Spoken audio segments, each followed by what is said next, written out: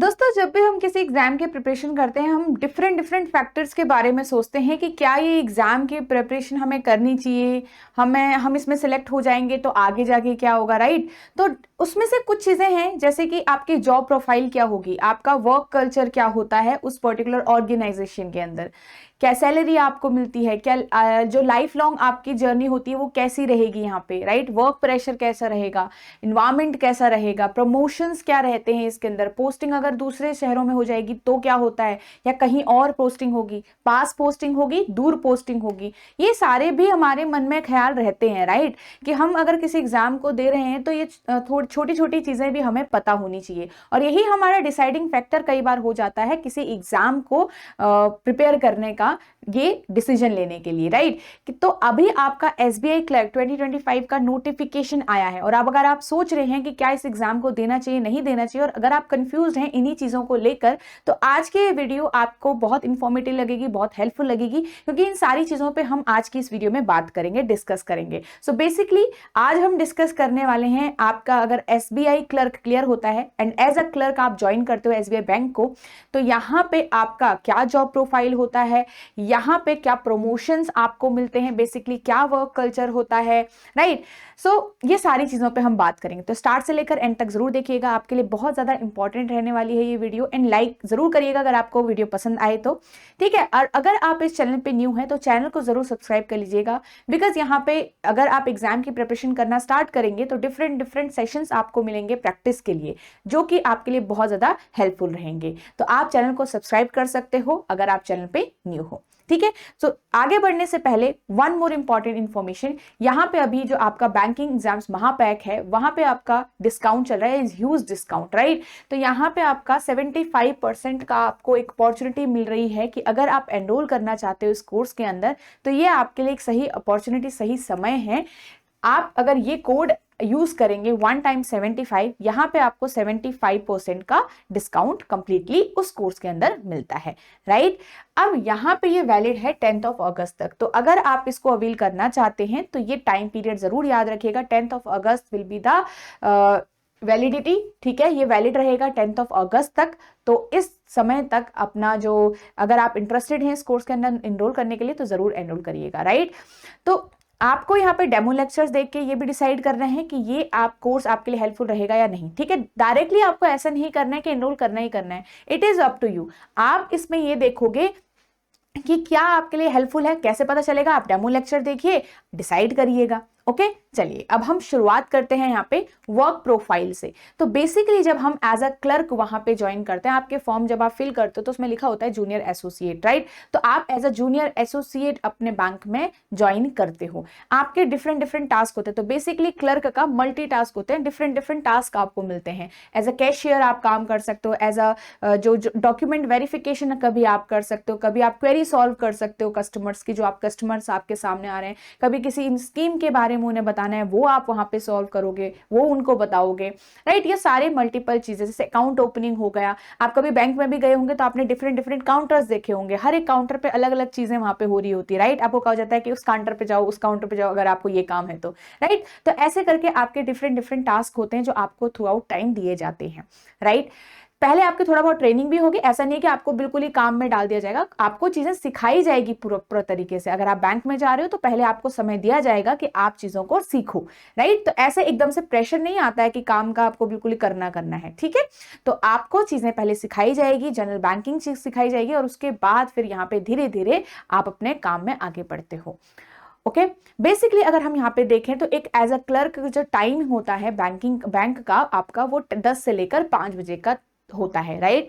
इसमें अब ऐसा कुछ नहीं है कि मोस्टली जो क्लर्क होते हैं वो टाइम पे निकल जाते हैं, टाइम पे आते हैं, टाइम पे निकल जाते हैं बैंक से, बिकॉज आपको यहाँ पे टारगेट बेस्ड नहीं मिलती है चीजें, टारगेट बेस्ड आपके वर्क नहीं होता है, आपको कोई टारगेट्स अचीव नहीं करना होता है, लोन नहीं करना होता है बड़े बड़े कस्टमर्स का या ऐसा कुछ, ठीक है। तो आपका जो यहाँ पे टास्क होते हैं नॉर्मली बैंक के अंदर होते हैं, और उसके बाद आप टाइमली बैंक से जो आपका वर्क है वो क्लोज भी हो जाता है, तो वर्क प्रेशर आपका यहाँ पे कम होता है, नेक्स्ट अगर बात करें तो आपको क्या कोई टारगेट बेस्ड चीजें मिलती है? अभी मैंने बताया बिल्कुल भी नहीं मिलती हैं।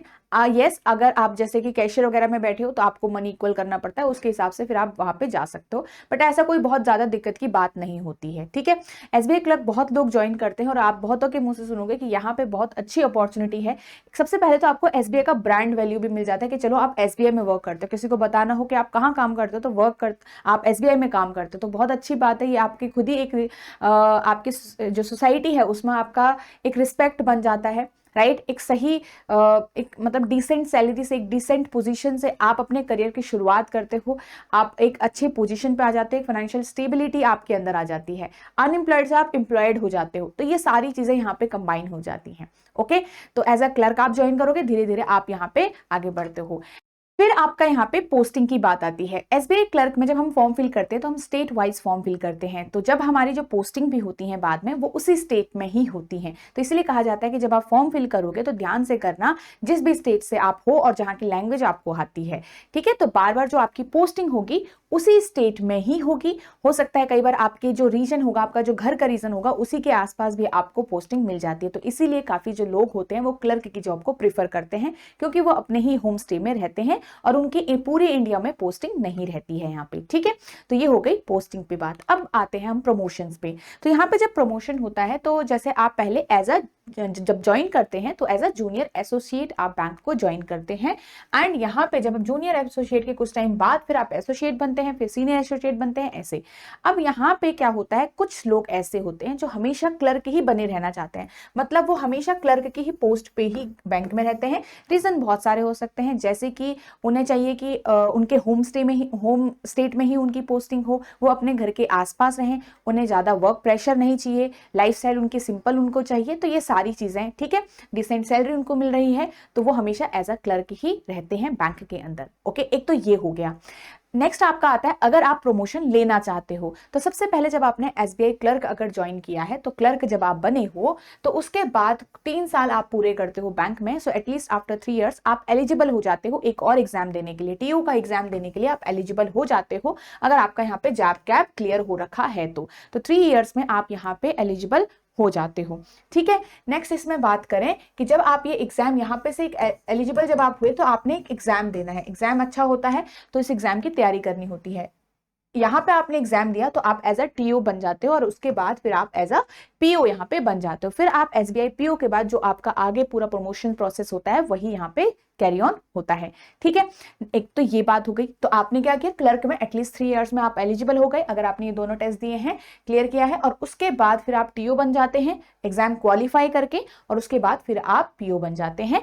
फिर जब आप पीओ बनते हैं तो आपको प्रोबेशन 2 साल का नहीं होता है, आपको सिर्फ 1 ही साल की ट्रेनिंग मिलती है, क्योंकि आप ऑलरेडी इतना काम करके आ चुके हैं, इतना एक्सपीरियंस आपको हो चुका होता है, तो जो ट्रेनिंग पीरियड आपको होता है वो फिर सिर्फ 1 साल का ही यहाँ पे रहता है।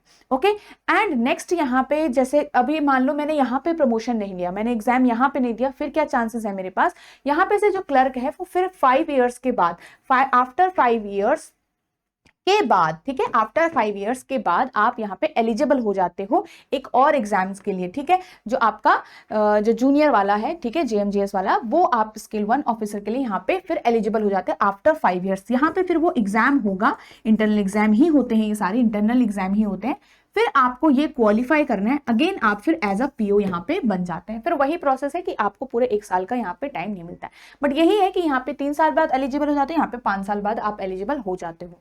अब ये सारी बात जब आप पीओ बन गए तो फिर बाकी आपका यहाँ पे ऐसे ही चल रहा होता है। ओके, एंड यहाँ पे एक चीज याद रखिएगा, जैसे आपने एसबीआई क्लर्क ज्वाइन किया, क्या उसके बाद आप पीओ का एग्जाम नहीं दे सकते? बिल्कुल दे सकते हो।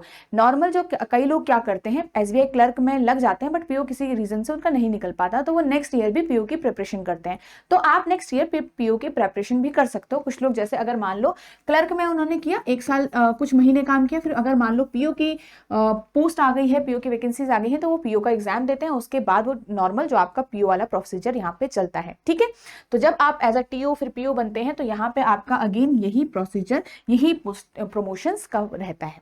ओके, सो आई होप आपको ये सारी चीजें समझ में आ गई होंगी कि एज अ क्लर्क आप ज्वाइन करते हो, उसके बाद प्रमोशंस आप कैसे ले सकते हो, क्या एग्जाम कितने टाइम में आपको एग्जाम देना होता है, इस तरीके से। ओके, सो आई होप ये सारी चीजें आपको हेल्प करेगी। एंड यहाँ पे अगर आप एग्जाम्स के लिए प्रिपेयर करना चाहते हो और भी डिफरेंट एग्जाम्स के लिए आप साथ में प्रिपेयर कर रहे हो, तो ये बैंकिंग एग्जाम महापैक आपकी बहुत ज्यादा हेल्प करेगा आपकी प्रेपरेशन जर्नी में। इसमें आपकी ये सारी चीजें इन्वॉल्व हैं, ये सारी ही आपके इस कोर्स के अंदर है। इंटरव्यू गाइडेंस, अगर आप पीओ के एग्जाम दे रहे हो, उसमें अगर आप इंटरव्यू में सिलेक्ट होते हो, आपको यहाँ पे कंप्लीट गाइडेंस मिलता है। पीओ, आईबीपीएस पीओ के लिए, एसबीआई पीओ के लिए, ठीक है, आरआरबी पीओ के लिए भी आपको यहाँ पे कंप्लीट गाइडेंस मिलता है। मेंटर सपोर्ट आपको थ्रू आउट दिस कोर्स मिलता है। कभी आपको कोई क्वेश्चन आ गया तो डायरेक्टली आप यहाँ पे अपने डाउट्स को पूछ सकते हो। नेक्स्ट आपका यहाँ पे फुल लेंथ मॉक टेस्ट है, मिनी मॉक टेस्ट है, कंप्यूटर क्लासेस हैं आपकी सारी की सारी, ठीक है। इसके अंदर डिस्क्रिप्टिव इंग्लिश का भी मटेरियल है, करंट अफेयर मटेरियल है और क्वांट रीजनिंग इंग्लिश की आपको पूरी रिकॉर्डेड क्लासेस हैं आपकी, एंड टॉपिक वाइज टेस्ट भी हैं आपके। इसमें प्री हो चाहे मेंस हो, कंप्लीटली आपकी यहाँ पे तैयारी आप कर सकते हैं। इसमें आप एनरोल बहुत आसानी से कर सकते हैं 3 तरीकों से। एक तो आपको इसी वीडियो में आपको इस कोर्स का लिंक मिल जाएगा।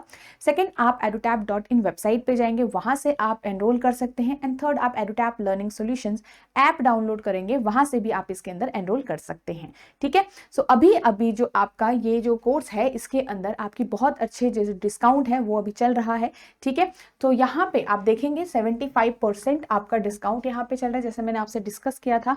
एंड वन टाइम 75 आपको कोड यहाँ पे यूज करना है। एंड यहाँ पे आपकी जो वैलिडिटी है वो इसकी 10 अगस्त तक ही रहेगी। तो ये चीज ध्यान रखिएगा गाइज कि आपका 10 अगस्त तक है इसका वैलिडिटी है आपके पास। तो आप इस अपॉर्चुनिटी को जाने मत दीजिएगा। अगर आप इंटरेस्टेड हैं तो जरूर इस कोर्स के अंदर आप एनरोल कर सकते हैं। एंड डेमो लेक्चर्स जरूर लगाइएगा। डेमो लेक्चर्स आपको कहाँ मिलेंगे ये मैं आपको शो करा देती हूँ। अगर आप edutap.in वेबसाइट विजिट करते हैं तो इस तरीके से पेज ओपन होता है। यहाँ से आपको कोर्सेज पे जाना है। कोर्सेज के बाद आपको बैंकिंग कोर्सेज चूज करने हैं। बैंकिंग कोर्सेज चूज करके आपको थोड़ा सा स्क्रॉल डाउन करना है। Here you will find the course है, ठीक है। ये आपका कोर्स है। इसके अंदर यहाँ पे जाके आप बाय नाउ करेंगे। अगेन आप ध्यान रखिएगा, वन टाइम आपको वही कोड यूज करना है, वन टाइम 75 वाला। उसमें आपको कंप्लीट 75% का डिस्काउंट रहेगा। नो मोर पे आप जाएंगे तो नो मोर पे जाके आपको यहाँ पे जो पूरा डेमो लेक्चर्स हैं वो आपको मिलेंगे, कंप्लीटली फ्री हैं। तो आप इनको आराम से देख सकते हैं, एनालाइज कर सकते हैं, and then you can think और यू कैन डिसाइड कि ये कोर्स आपके लिए सही रहेगा या फिर नहीं रहेगा। तो आप जब डिसाइड कर लेंगे तो टाइम पे ही इनरोल करिएगा, बिकॉज ये जो अपॉर्चुनिटी है आपके लिए बहुत अच्छी अपॉर्चुनिटी, ह्यूज डिस्काउंट आपको मिल रहा है, ठीक है। So all the best everyone. अगर आप इस एग्जाम के लिए प्रिपेयर करेंगे तो अच्छे से करिए, कंसिस्टेंट रहना है, हार्ड वर्क आपको करना ही पड़ेगा, मेहनत थोड़ा बहुत करनी ही पड़ेगी। ओके, चलिए, so all the best everyone and thank you so much.